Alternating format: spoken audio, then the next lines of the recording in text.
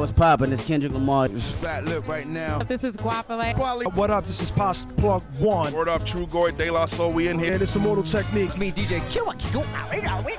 This is Dub C, posted up on StacksTV.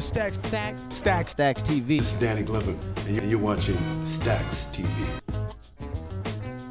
I'm saying ain't no more to it. But guess what, y'all? We got Mr. Face in the place doing his thing, man. How you feeling, my brother?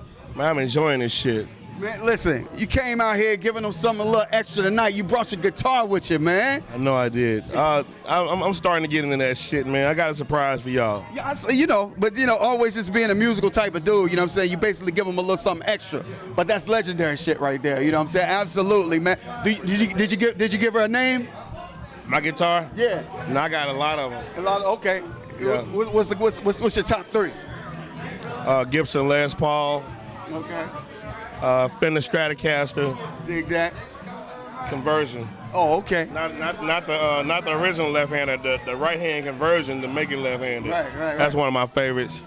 And maybe like a Taylor box. Yeah. Or a Martin, like a box. Word. You know what I'm saying? Yeah, absolutely. Yeah. Absolutely. Man, listen, you've been out here as a legend doing your thing for a long time, my brother. And the game has changed. You done did, executive. Where do you feel the game is right now in hip hop?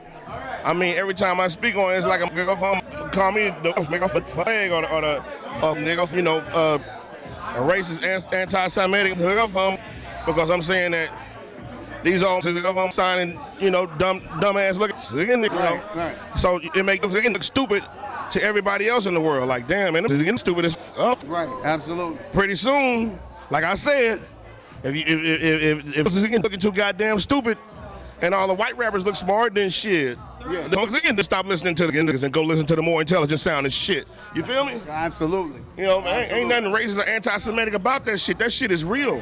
Don't make us look stupid across the world, man. Make us look smart too. Absolutely. Can you chime in on this, because we're basically talking about the state of hip hop at this point in time. You've been around for a long time, and I guess it's intelligence versus.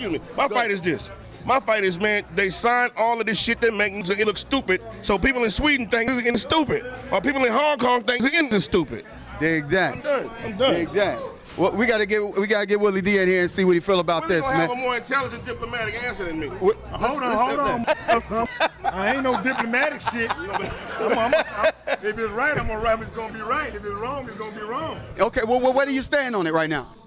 Well, I stand on what? On the state of hip hop at this point in time, or it's just black music, period? I mean, shit, it's cool. I mean, it's all right. I mean, here go the thing, man. Like, people act like it wasn't Sucker MCs back in the day. Run DMC made a song called Sucker MC. Indeed. You did? So we had Sucker MCs back in the Gap also. But they signed great shit to combat that Sucker MC. Exactly. Shit. We had balance. The difference. There ain't no balance. The difference between now and then was you had balance. Okay. Well, you don't have any balance now, but you had balance then. Right. That's the biggest difference, and that's basically what Brad is saying, is that, it seems like the scale is tipped in the favor of the bullshit. Right. The garbage rap. Stupid.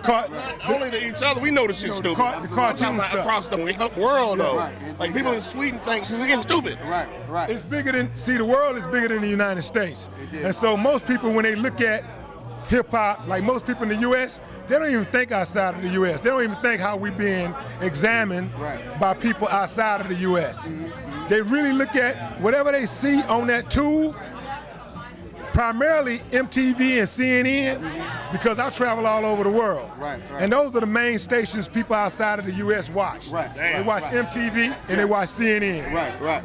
And whatever they show them, that's what they're gonna believe it is. Yeah. So, and what they're showing is not a real good depiction of us as a people collectively. Dig that. You did? Dig that. Exactly. Well, man, listen, it's good to see y'all out here doing it again.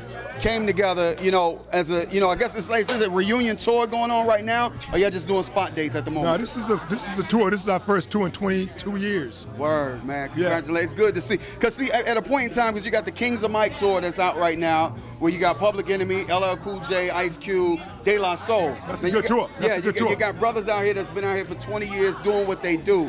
What's next for the Ghetto Boy? I mean, you got the tour going on, but what is it going to be? Any new music that y'all touching your core audience with, or you just going out here just touching them just by live shows? You know, the fans is like, they want an album, but they were like, you know, we were like, we're not doing an album, and they were like, well, we'll settle for a tour then. Okay, we'll take a tour. Yeah. You know, so, but once we got out on the road and we started doing the shows and started interacting with the fans and feeling the energy, we were like, man, maybe we should do another album, you know? Yeah. And so they've been real receptive of us, and it's like we never missed a beat. It's like the fans have never missed a beat.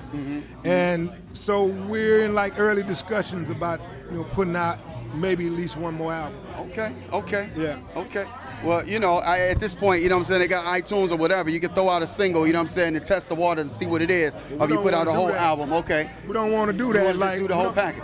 We don't want to do that. It's like, that's been part of why the state of hip hop especially has deteriorated. Okay. Because everybody's focusing on singles.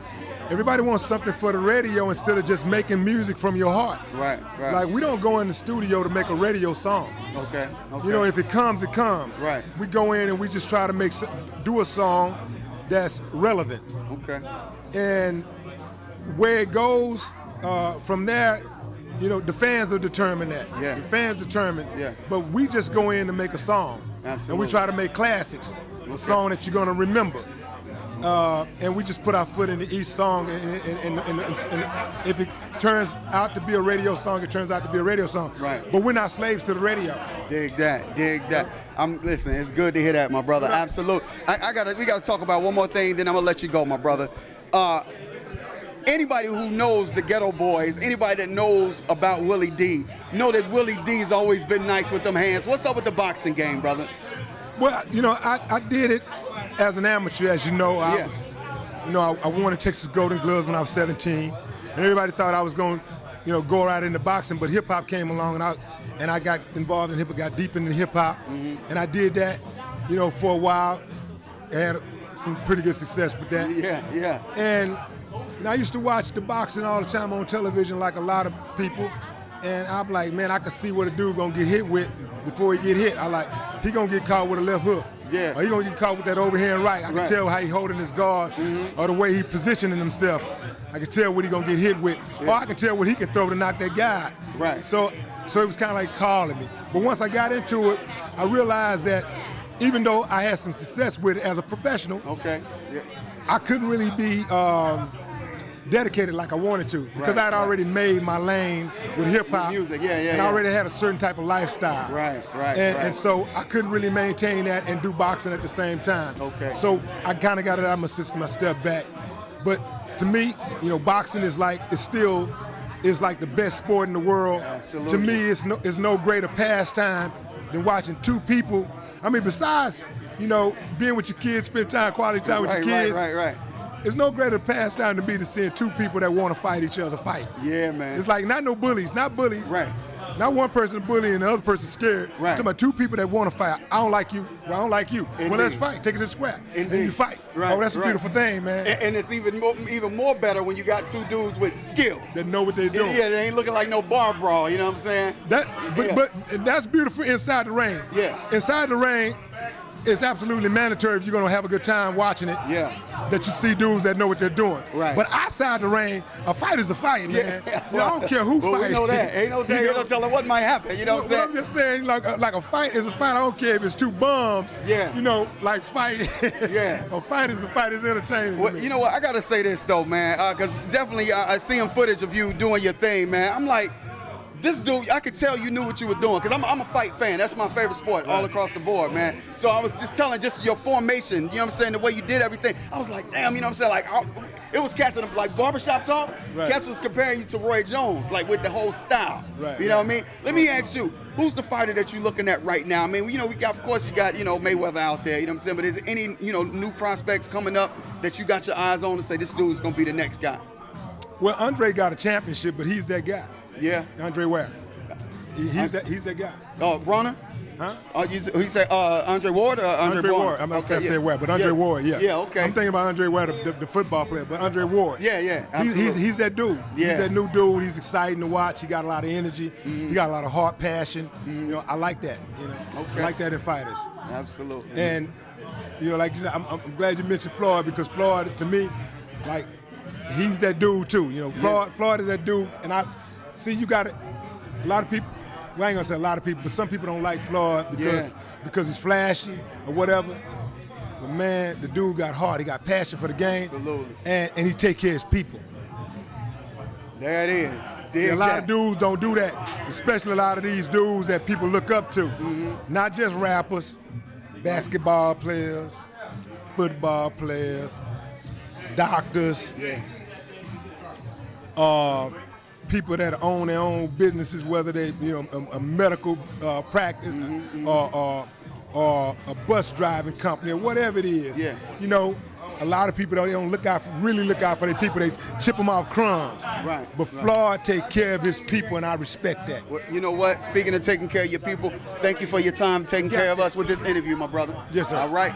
Ladies and gentlemen, this is my man Willie D. You got your man Scarface over there. Ghetto Boys is definitely in the house, the Legendary, and they out here representing, doing their thing in California, y'all.